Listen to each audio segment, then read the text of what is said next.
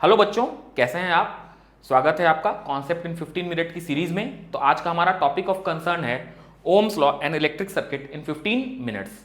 Let's begin the topic of concern. चलिए बेटा, तो सबसे पहले हम ओम्स लॉ में शुरुआत करेंगे कि हमें क्या क्या पढ़ना है इस टॉपिक के अंदर, क्या क्या चीज़ें जानने की ज़रूरत है। तो इसमें हमारा जो टॉपिक्स ऑफ कंसर्न है that is what is Ohm's law. Ohm's law क्या है हमारा। ओम्स लॉ की सहायता से हम वोल्टेज कैसे फाइंड करेंगे, ओम्स लॉ की सहायता से हम रेजिस्टेंस कैसे फाइंड करेंगे और ओम्स लॉ की सहायता से हम करंट कैसे फाइंड कर सकते हैं।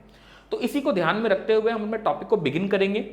चलिए शुरुआत करते हैं एक बेसिक टेस्ट से आपके, कि भाई अगर आपके सामने कुछ इस तरह के तीन डायग्राम्स दिए हुए हैं, जैसा कि आपको दिख रहा होगा स्क्रीन पे, आपको तीन फिगर्स दिखाए गए हैं यहाँ पे, फिगर 1, फिगर 2 और फिगर 3। इन तीनों में एक सिमिलैरिटी है कि तीनों में सिर्फ और सिर्फ तीन ही कंपोनेंट्स यूज किए गए हैं। तीनों सर्किट में तीन ही कंपोनेंट्स यूज किए गए हैं। एक अमीटर है, एक सोर्स है यानी कि बैटरी, और एक रेजिस्टर है। यहां भी अमीटर है, बैटरी है, रेजिस्टर है। यहां भी अमीटर है, बैटरी है, रेजिस्टर है। तो तीन ही कंपोनेंट की सहायता से हमने तीन अलग अलग सर्किट्स को डिजाइन किया गया है। और आपसे यह जानना चाहते हैं कि आपके अनुसार किस सर्किट में ज्यादा करंट फ्लो करने की संभावना है, फिगर 1 में, फिगर 2 में या फिगर 3 में। अब डिफरेंस क्या है, पहले फिगर में हमने सिर्फ और सिर्फ एक ही बैटरी का यूज किया है, दूसरे फिगर में हमने दो बैटरीज को यूज में लिया है, और तीसरे फिगर में चार बैटरीज को यूज में लिया है। तो अगर आपका आंसर है कि सर फिगर नंबर 3 में करंट ज्यादा फ्लो करेगा, इसका सीधा सीधा तात्पर्य है कि आपके बैक ऑफ द माइंड में कहीं ना कहीं ओम्स लॉ का कॉन्सेप्ट दबा हुआ है। आप थोड़ा बहुत ओम्स लॉ को समझते हैं और आप जो कह रहे हैं वो बिल्कुल सही है। वो इसलिए क्योंकि फिगर 3 में हमारे पास चार बैटरीज हैं, तो चार बैटरी मतलब ज्यादा पोटेंशियल डिफरेंस या ज्यादा वोल्टेज, तो जितना अधिक वोल्टेज उतना अधिक करंट मिलेगा यहां देखने को हमको। और यही तात्पर्य है किसका, या यही मेन फंक्शनिंग है किसकी, ओम्स लॉ की। ओम्स लॉ यही बताना चाहता है हमें कि जितना अधिक पोटेंशियल डिफरेंस या वोल्टेज होगा उतना ही अधिक करंट होगा। अब क्या है भाई ओम्स लॉ, तो भाई ओम्स लॉ एक बेसिक रिलेशनशिप है, one of the most fundamental laws in electric current. और ये रिलेशनशिप स्टैब्लिश करता है किसके बीच में, वोल्टेज, करंट और रेजिस्टर के बीच में। वोल्टेज, करंट एंड रेजिस्टेंस के बीच में एक रिलेशनशिप स्टैब्लिश करने वाले लॉ का नाम है ओम्स लॉ। अब इसमें जो तीन अलग अलग कंपोनेंट्स की बात की जा रही है, पहला है करंट, दूसरा है वोल्टेज, तीसरा है रेजिस्टेंस। करंट आपको अच्छे से मालूम है क्या होता है भाई, rate of flow of charge. Unit होती है इसकी SI unit is ampere, SI unit is ampere. इसके बाद बारी आती है पोटेंशियल डिफरेंस या वोल्टेज की। अब क्या है भाई वोल्टेज या पोटेंशियल डिफरेंस, तो एक यूनिट पॉजिटिव चार्ज को दो पॉइंट्स के बीच में मूव कराने के लिए जो work done per unit charge मुझे करना पड़ता है उसी को हम बोलते हैं वोल्टेज या पोटेंशियल डिफरेंस।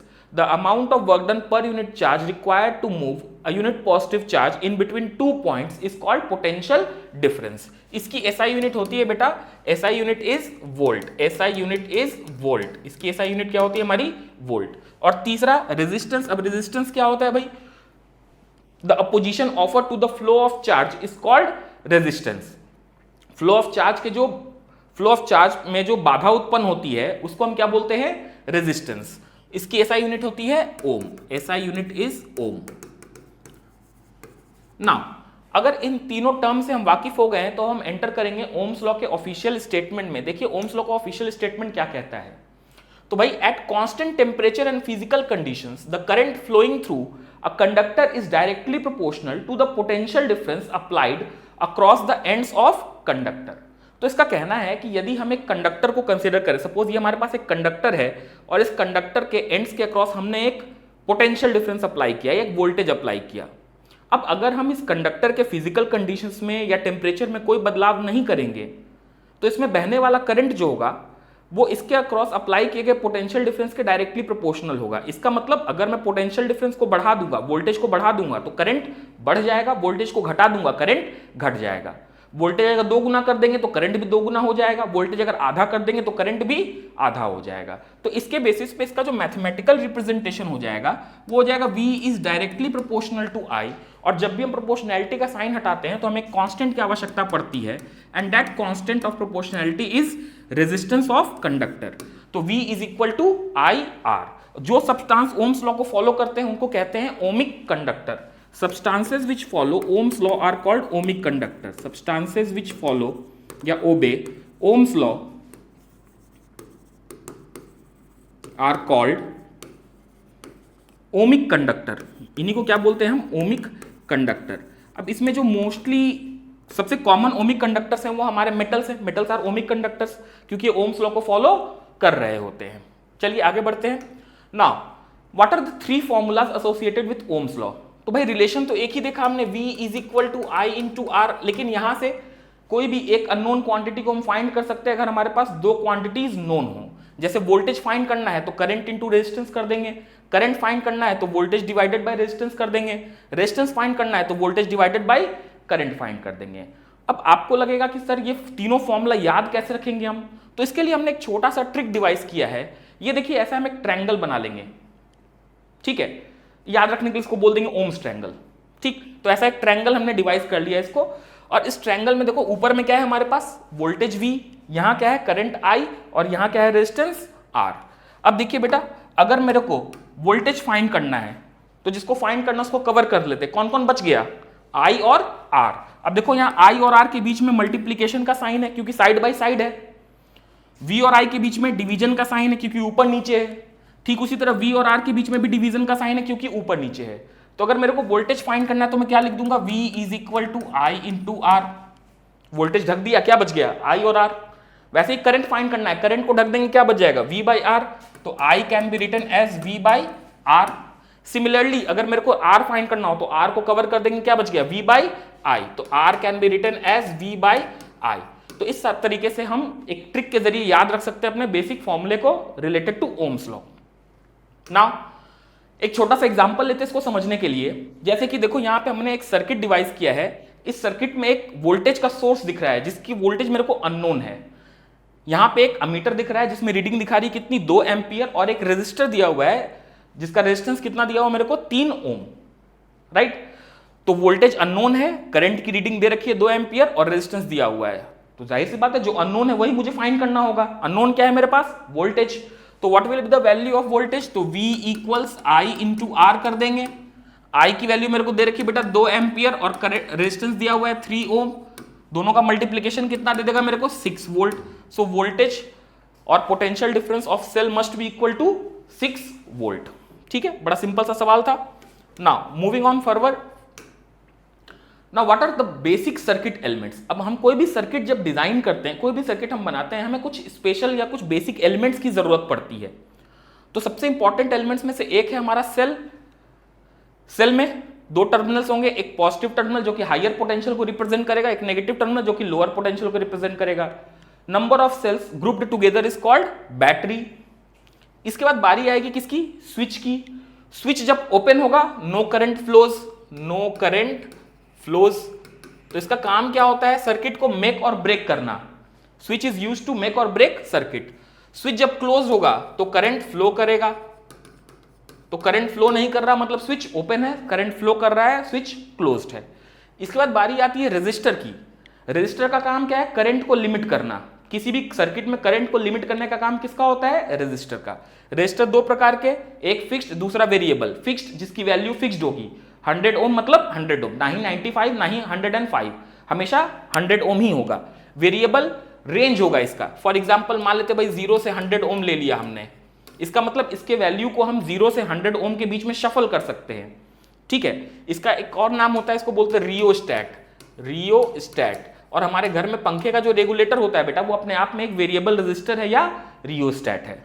इसके बाद बारी आती है हमारे कॉमन मेजरिंग इंस्ट्रूमेंट्स की, जिनमें सबसे पहले नाम आता है अमीटर का। अब अमीटर का काम क्या है, सर्किट में बहने वाले करंट को मेजर करना। Measures electric current flowing through a circuit. कैसे कनेक्ट करेंगे, always connected in series in circuit. ठीक, इसके बाद अगला मेजरिंग इंस्ट्रूमेंट है हमारा वोल्ट मीटर। अब वोल्ट मीटर का काम क्या है, इलेक्ट्रिक सर्किट में किन्हीं भी 2 पॉइंट्स के बीच का पोटेंशियल डिफरेंस मेजर करना या वोल्टेज मेजर करना। कैसे कनेक्ट करेंगे इसको, पैरेलल में कनेक्ट करेंगे, किसमें, इलेक्ट्रिक सर्किट में। तो ये कुछ बेसिक सर्किट एलिमेंट्स है जिनकी हमें आवश्यकता पड़ती है कोई भी सर्किट डिजाइन करने के लिए। इसके बाद हम बात करेंगे ग्राफ ऑफ ओम्स लॉ की। अब ग्राफ ऑफ ओम्स लॉ को 2 तरीके से अपन डिफाइन करते हैं, या तो हम I वर्सेस V का ग्राफ बनाएं या तो V वर्सेस I का ग्राफ बनाएं। अब I वर्सेस V का ग्राफ बना रहे हैं, इसका मतलब Y डायरेक्शन में किसको रखा हमने, करंट को, X डायरेक्शन में किसको रखा हमने, वोल्टेज को। साफ साफ देख सकते हैं ग्राफ कैसा होगा, straight line passing through origin.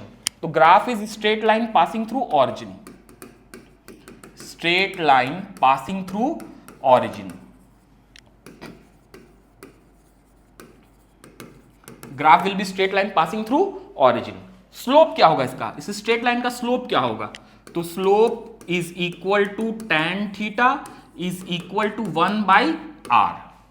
क्यों भाई, हम ग्राफ किसका ड्रॉ कर रहे हैं, आई का ना, तो I is equal to v/r लिखेंगे। तो यहां देखो स्लोप की जगह पे क्या आ जाएगा 1/r, यानी कि इस ग्राफ का स्लोप मुझे क्या देगा, रेसिप्रोकल ऑफ रेजिस्टेंस। अब इसी का दूसरा पहलू देखते हैं।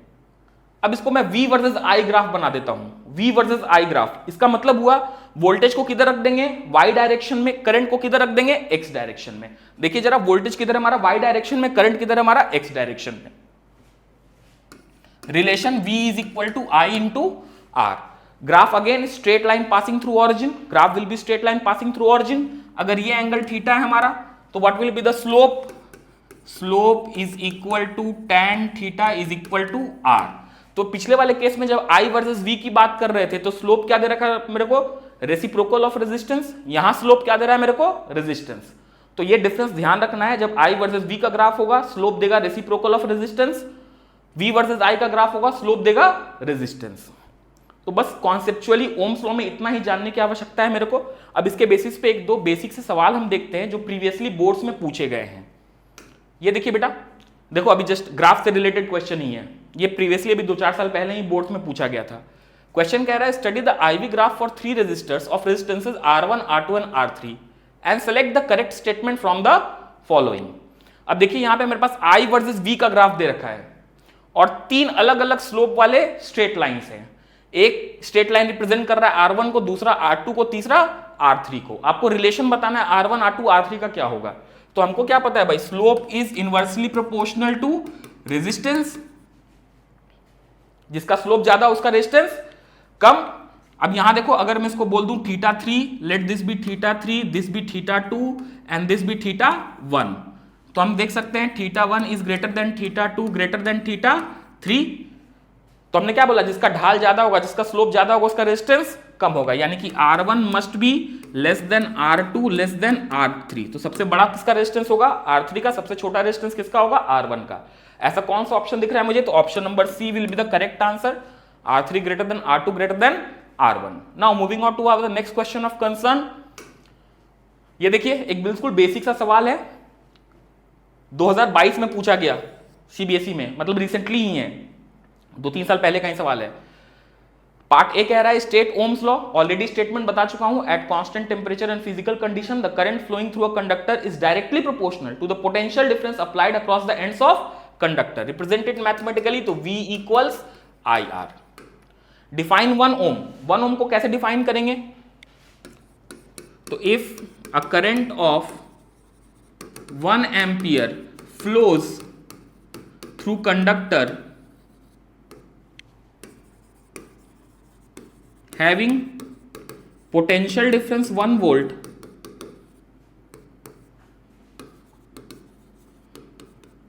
then resistance is 1 ohm, resistance is 1 ohm।